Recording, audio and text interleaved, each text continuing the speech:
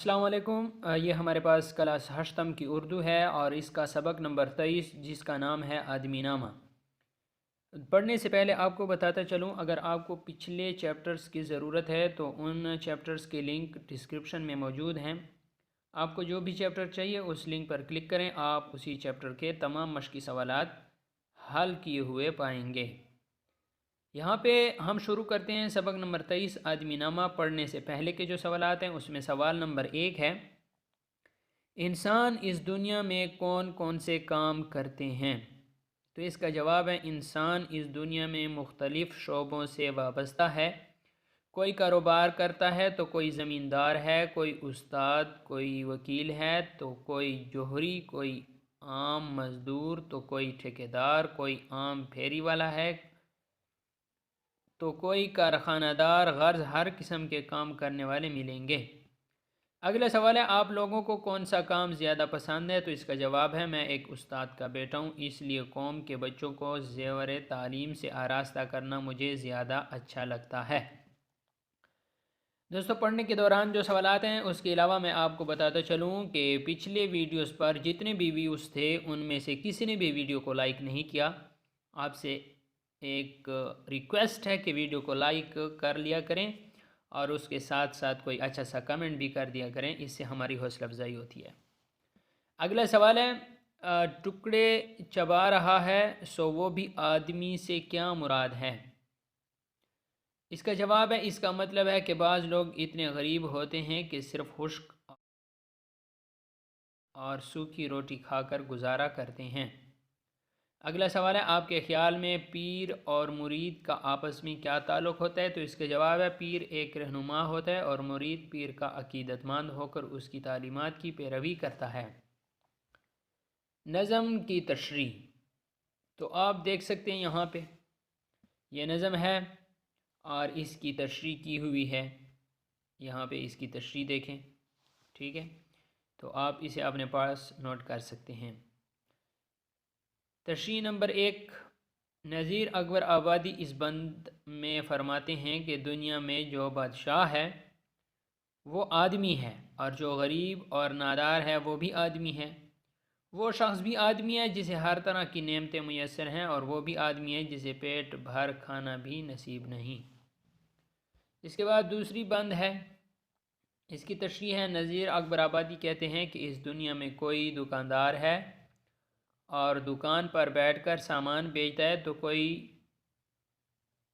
خوانچے والا ہے، وہ سر پر چیزیں رکھ کر گلی گلی اور محلے محلے فروخت کرتا ہے، اور کوئی آواز لگاتا ہے کہ مال لے لو مال لے لو، یا کوئی سامان خریدتا ہے۔ یہ سب کے سب آدمی ہیں، مطلب سامان بیچنے اور سامان خریدنے والے سب آدمی ہی ہیں۔ اس کے بعد اگلا جو بند ہے اس کی تشریح اگر آپ یہاں پہ دیکھیں اگلے بند کی، اکبر آبادی اس بند میں انسان کی قدر و قیمت اور اس کی رنگت کے حوالے سے کہتے ہیں کہ اگر اس دنیا میں کوئی لال و جواہر کی طرح قیمتی ہے تو وہ بھی آدمی ہے، اور جس کی حیثیت مٹی سے بھی بدتر ہے وہ بھی آدمی ہے، اور اس دنیا میں چاند کی طرح چمکنے والا خوبصورت بھی آدمی ہے، اور توے کی طرح بدصورت چہرے والا بھی آدمی ہے۔ اس کے بعد اگلے بند میں کی تشریح ہے، اس بند میں نذیر اکبر آبادی کہتے ہیں کہ مرنے کے بعد کفن پہنانے والا، قبرستان لے جانے والا، جنازہ میں شرکت کرنے والا اور میت کے ساتھ کلمہ پڑھتے ہوئے چلنے والا سب کے سب آدمی ہیں۔ مردے کی آخری رسومات ادا کرنے والا اور نماز جنازہ پڑھانے والا بھی آدمی ہوتا ہے اور مرنے والا بھی آدمی ہوتا ہے۔ اگلے بند کی تشریح، نظم کے آخری بند میں نذیر اکبر آبادی کہتے ہیں کہ شریف سے لے کر بدمعاش تک اور بادشاہ سے لے کر وزیر تک بھی آدمی ہی ہوتے ہیں، ادنا اور کم تر درجے والے بھی آدمی ہیں، یہاں پیر و مرید آدمی بھی ہیں، غرض دنیا میں اچھے اور برے دونوں قسم کے آدمی موجود ہیں۔ اس کے بعد مشق کی طرف آ گئے ہیں، الفاظ معنی لکھے ہوئے ہیں، آپ کے پاس کتاب میں بھی یہ موجود ہوں گے۔ یہاں پہ ہم اگلے پیج پہ آ گئے ہیں اور دیے ہوئے سوالات کے جوابات لکھیں۔ پہلا سوال ہے، نظم میں آدمی کو ملنے والے کون کون سے عہدوں کا ذکر کیا گیا ہے؟ تو اس کا جواب ہے نظم میں آدمی کو ملنے والے متعدد عہدوں کا ذکر کیا گیا، مثلاً بادشاہ، وزیر، مفلس و گدا، دکاندار، پھیری والا، کفن پہنانے والا، پیر اور مرید وغیرہ۔ اگلا سوال ہے خرید و فروخت کے منتظر کو شاعر نے کیسے بیان کیا؟ اس کا جواب ہے شاعر کہتا ہے کہ بعض لوگ دکانوں میں اور بعض اپنے سروں پر چیزیں رکھ کر گلیوں میں فروخت کرتے ہیں۔ پھیری والے اکثر آوازیں لگاتے ہیں کہ چیزیں لے لو، لے لو، سستی چیزیں لے لو۔ ان کی آواز سن کر گھروں سے لوگ نکل آتے ہیں اور ان سے ضرورت کی چیزیں خریدتے ہیں۔ اگلا سوال ہے کسی شخص کے مرنے پر باقی لوگ کون کون سے کام کرتے ہیں؟ تو اس کا جواب ہے کسی شخص کے مرنے پر اس کے رشتہ دار، دوست، احباب یا پڑوسی مرنے والے کو غسل دیتے ہیں، کفن پہناتے ہیں، قبرستان جا کر اس کی قبر تیار کرتے ہیں، اس میت کو قبرستان لے جا کر وہاں اس کی نماز جنازہ پڑھائی جاتی ہے، پھر اسے دفناتے ہیں اور 3 دنوں تک اس کی فاتح خوانی کرتے ہیں۔ اس کے بعد اگلا سوال ہے کہ آپ کو اس نظم کا کون سا مصرع، شعر یا بند زیادہ پسند آیا؟ پسندیدگی کی وجہ بھی لکھیں۔ اس کا جواب ہے مجھے تو اس نظم کا آخری بند پسند آیا، کیونکہ اس میں نظیر نے اختصار کے ساتھ یہ نکتہ بیان کیا ہے کہ اس دنیا میں امیر غریب، اچھے برے دونوں طرح کے لوگ پائے جاتے ہیں۔ حسب و نسب کے لحاظ سے انسان ایک دوسرے سے مختلف ہو سکتے ہیں، لیکن بنیادی طور پر وہ انسان ہی ہوتے ہیں۔ اگلا سوال ہے نظم کے مطابق درست الفاظ لکھ کر مصرع مکمل کریں۔ تو اس کا جواب آپ دیکھ سکتے ہیں، پہلا بھی ہے، دوسرا، تیسرا، چوتھا، اور اس طرح سارے یہاں پر موجود ہیں۔ جو خالی جگہ ہیں وہ انہوں نے پر کی ہیں، آپ اپنی کتاب پر اسے پر کر لیں۔ نظم آدمی نامہ پڑھیں اور اس کے اہم نکات جماعت میں ساتھیوں کو بتائیں۔ تو یہ انہوں نے نظم آدمی نامہ اور یہ بتائے ہوئے ہیں، آپ اس کو بھی نوٹ کر لیں۔ اگلا سوال ہے دی ہوئی نظم کے درج ذیل بند سنیں اور آخر میں دیے ہوئے سوالوں کے جواب دیں۔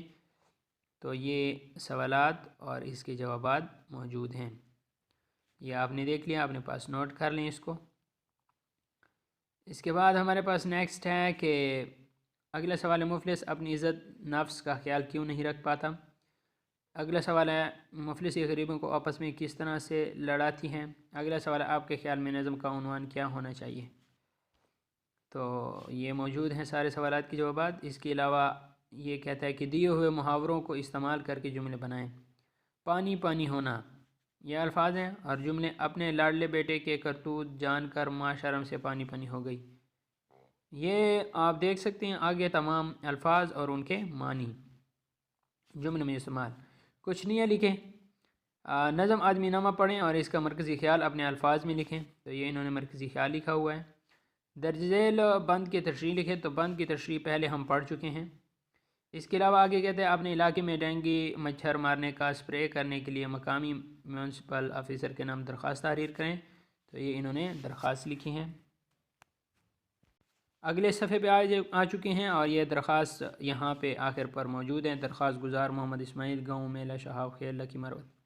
ہمارے کرنے کے کام تو یہ انہوں نے دیے ہیں، آپ یہاں پہ نوٹ کر سکتے ہیں۔